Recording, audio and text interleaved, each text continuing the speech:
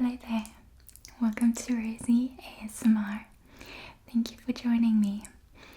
So today I'm going to be reading you a bedtime story. We've been kind of like clearing out the house, tidying up, organizing, decluttering. And I found this book from when I was a kid. It was like in some random suitcase, and like I remember it so well.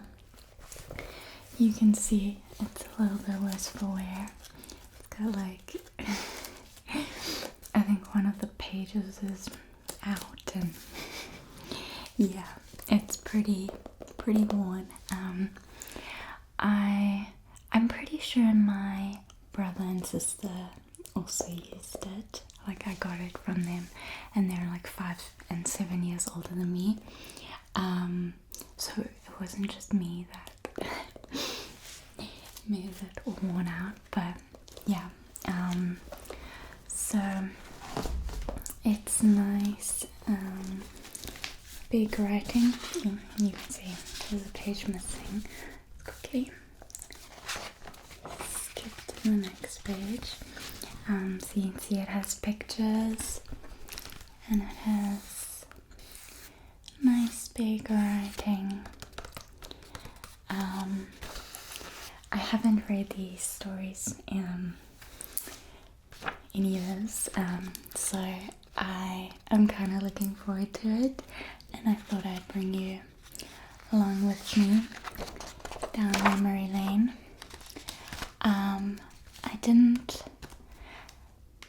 I don't think I liked this first story. It's about a cowardly lion. I don't think I did. Just like looking at it, it isn't something that seems exciting to me. There's a story about ducks. There's a story about an elephant. Oh, it's so cute. Look there. Hang on. Ignore the torn page, but look how cute. And then the story that I think I'll read you today. Oh, look at the elephant falling over. That's so cute. Maybe we should. I was thinking about doing the ones with kittens. Maybe we should do the one with the elephant, because it's so cute. Anyway, I vaguely remember the 3 little kittens being my favorite. I just have an inkling, I'm not sure, but I feel like it was. So I thought that would be a good one to read together. So yeah, let's get started. I've let my enthusiasm cause me to ramble, so I'm gonna get started with the actual story. I mean, that's why you're here, right? Okay. 3 little kittens. One day, Daddy Cat and his little kittens, Kitty, Kenny, and Kevin, were playing in their large back garden. So I'm not sure which is which, but I'm sure we'll figure that out. Kitty almost ran over Daddy's toes with her scooter. "It's time you kittens learned how to behave when you are out on the road," said Daddy Cat. He called to Mummy Cat for help.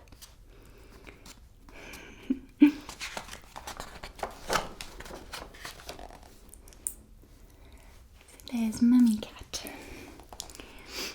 "First you should learn how to cross the road," said Mummy. Daddy agreed. "You must stand at the side of the road and look both ways to see if anything is coming." Kenny and Kitty stood at the side of the garden path, pretending it was a road. When they looked to their right, they saw little Kevin whizzing along on his tricycle. So that is Kevin. "We must not cross yet," said Kenny. "We don't want young Kevin running over our toes." "Very good," smiled Mummy and Daddy. "Now, what do you do next?" "We look in both directions again and if no traffic is coming, we cross the road, said Kenny. So they looked both ways, and as nothing was coming, they set off. It's so cute, they're holding hands. It's very sweet.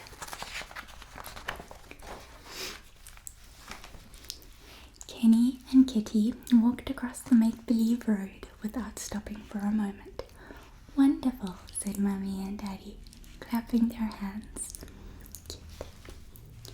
As the kittens had been good, Mummy gave them their favourite ice cream as a treat, and Daddy gave them a book about road signs to look at.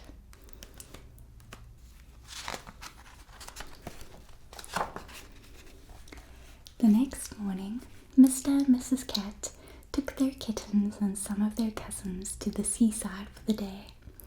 Daddy, Mummy, Kenny, Kevin, and Cousin Tom went for a boat trip.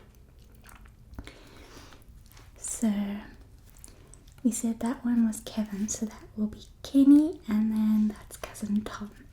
Alright. On their way back, Kenny saw Kitty and some of the cousins playing on the beach. Let's land here and join in the fun, he called to Daddy. Daddy headed for the jetty.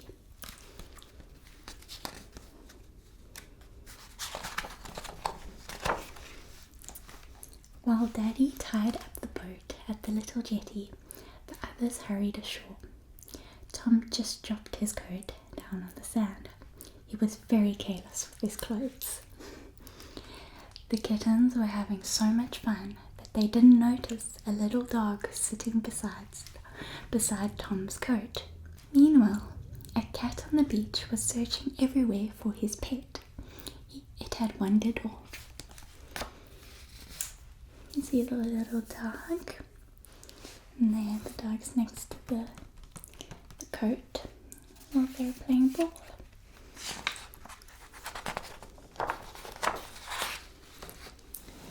The naughty little dog had hidden itself under Tom's coat.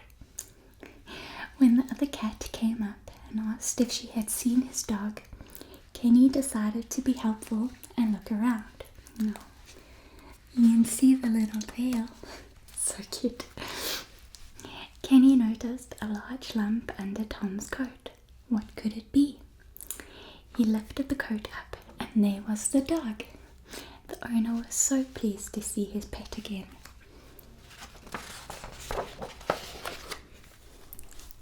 The dog's owner looked after the Punch and Judy show on the beach. He needed his little pet to dress up and take part. It's so sweet. Hello, Toby, he said to the dog with a smile. The next performance was in only half an hour. The owner invited the whole of the cat family to watch. They did enjoy it, especially when the dog played its part. That's so sweet. And you can see the little dog owner's tail over there. Cute. Someone's knitting. You can see them being all loving with one another. Mr. and Mrs. Cat. Cute. The next day, Kenny and Kevin set off for the farm along the road. They were going to pick some apples. On the way, they met Milkman Monty. His van had a flat tire. Milkman Monty was upset. I won't be able to deliver any milk now, he sighed. We will deliver the milk for you, smiled Kenny. I will phone lots of our friends to come and help. Monty gave him some money for the phone calls. So cute. I've always loved little, like the red phone boxes like they have in London. So cute. Luckily, there was a telephone box nearby. Kevin had brought a chair with him to help him reach the apples. Kenny stood on the chair so that he could make the phone calls. Then along came Kitty. So there's Kevin making the phone call. Kenny... Oh no, wait. I got confused. Sorry. Kevin was standing there. Kenny stood on the chair and Kitty came along on her tricycle. Soon the kittens' friends began to arrive with their bikes and cars and prams. "You are all here to help Milkman Monty deliver milk," said Kenny as he handed out the milk. Cute. Oh, he's got a fancy car. Milkman Monty was so happy. "Thank you, Kenny," he said. "That was clever of you." Just then, Mummy came along. Mummy was proud of her kittens. "You've all been so good helping Milkman Monty that I've decided to reward you with a surprise." So there's Mrs. Cat coming along.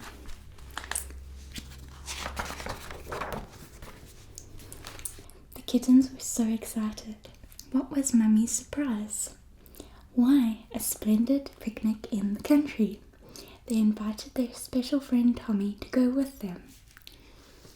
But they had only just begun the picnic when suddenly it started to rain. Pitter patter, pitter patter. Everything was going to be ruined. Mummy came to the rescue. "Tie 2 corners of the cloth to the tree," she said. You can see them tying the cloth. Then she asked Kevin and Tommy to find 2 long pieces of wood. She pushed them into the ground to make poles and tied another corner of the cloth to each. Then they all sat down under the little tent, safely out of the rain. Everyone had a lovely picnic after all. "We all love you, Mummy," said Kenny. So you can see them sitting under the makeshift tent, eating sandwiches and fruit and cakes. Oh, his face is so cute. Oh Lord. And that is the end of that story. So I think we can also then read the story about the elephant. So I'm gonna find that beginning.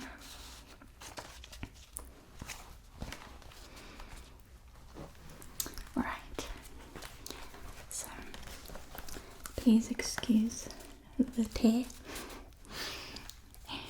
The story is called Baby Jumbo. It was early morning in the jungle. The only animal awake was one angry bird looking for elephants. She saw a mummy, daddy, and baby elephant asleep far below.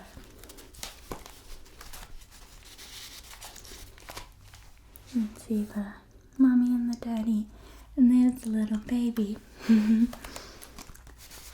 The little bird swooped down just as baby Jumbo was waking. "You ought to be ashamed of yourself," the bird told the startled Jumbo. "You big clumsy elephants have knocked down my tree completely."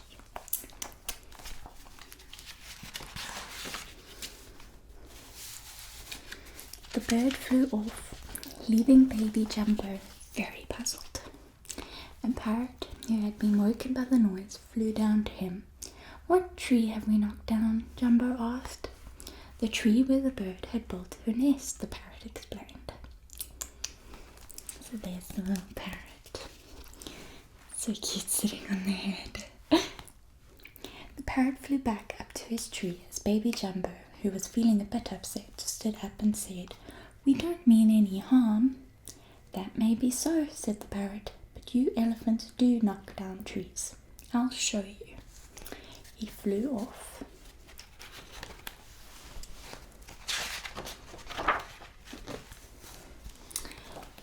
Although baby Jumbo had done nothing wrong, he was beginning to feel that it was all his fault.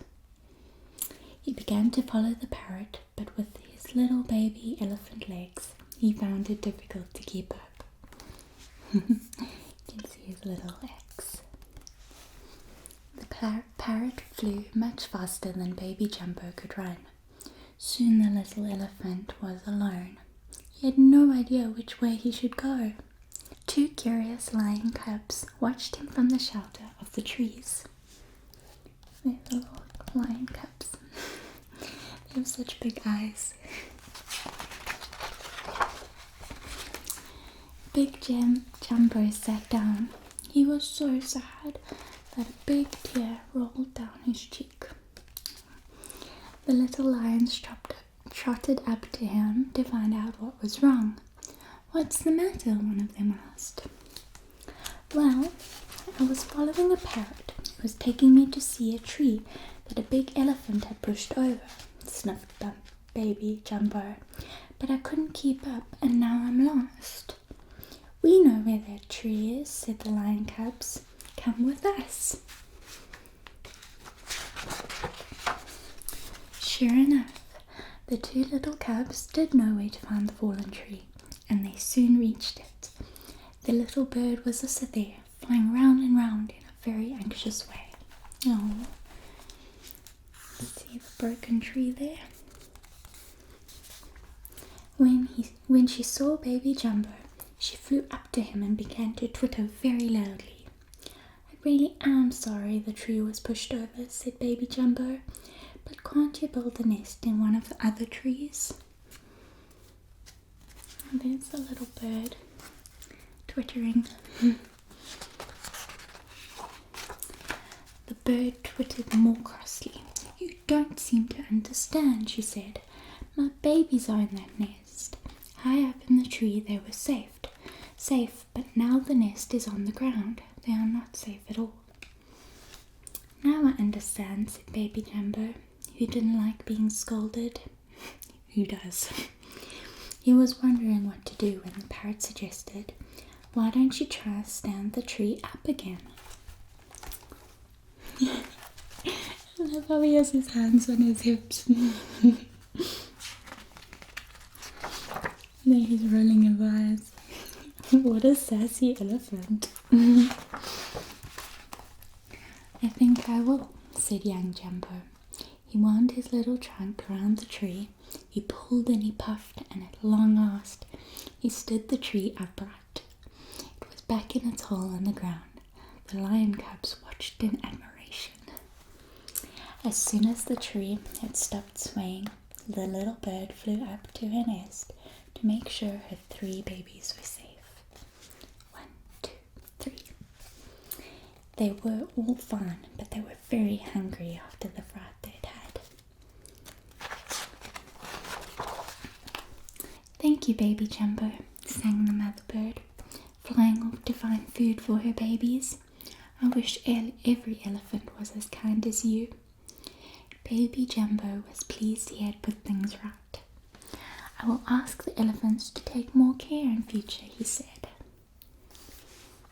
"But now I must get back to my mummy and daddy. They will be wondering where I am. Goodbye." Then Jumbo realized he didn't know the way home. The lion cubs had already run off to tell their mother how they had helped a baby elephant. Oh, the 2 little monkeys in the background, that's so cute. Baby Jumbo peered all around. One way looks exactly like the other, he thought. So he began walking along one of the paths, looking up for a glimpse of the parrot to tell him the way to go. Ouch! Poor Jumbo had walked into a prickly thorn bush. Oh dear! His baby feet had big nasty thorns stuck in them. Luckily, his bellow of pain was heard by his friend the parrot. There you go. It flew down to a rock nearby and began pulling the thorns from Jumbo's feet. Cute. He's pulling the thorns. "It was because I was looking for you that I walked into that thorn bush," explained Jumbo. "I'm lost. I don't know where my parents are." The parrot asked all the other birds to search the jungle for baby Jumbo's mummy and daddy. Oh. "You stay here and rest your feet," said the parrot to Jumbo, as she joined the search with the rest of the birds. "We will find your mummy and daddy quite soon." Jumbo settled down to nurse his feet and wait. Feel the little birds flying off to find mummy and daddy. After a while, since the parrot could not find Jumbo's parents, she decided to land in a tree near some deer. The parrot asked if they had seen any elephants that day. Yes, replied a deer. They were looking for a baby elephant. The deer told her where to go, and the parrot and her friends flew off quickly in that direction. This time it didn't take them long to find baby Jumbo's mummy and daddy. They did look worried. Would you like me to lead you to your baby son? Asked the parrot. So you can see the deer that helped the parrot. And here are all the elephants. And there's mummy and daddy. We would indeed, trumpeted the elephants. They followed the parrot at a fast trot. When Jumbo saw them, he was so pleased he raced towards them. They were all happy to be together again.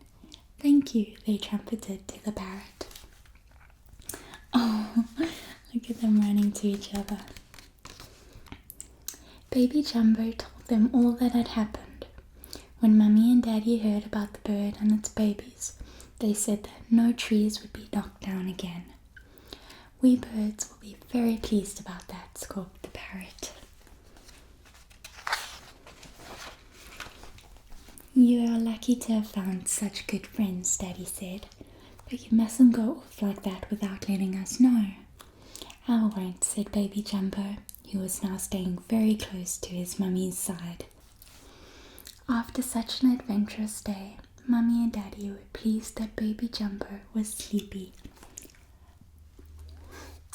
And as the sun went down, the bird sang to the tired baby elephant, and he fell sound asleep. You can see him curled up there. So that's the end of the second story. I think that's a good place to leave it with Baby Jumbo fast asleep. So you can hopefully fall asleep now too, if you haven't already. I hope that you enjoyed these stories. You can let me know if you'd like more bedtime stories like this. Yeah, I had a lot of fun going back down memory lane with these stories. I think the baby elephant one has become my new favorite. It's so cute with the pictures. So yeah, I hope that you liked it too, and I hope that you have very sweet dreams. Good night, sleep tight.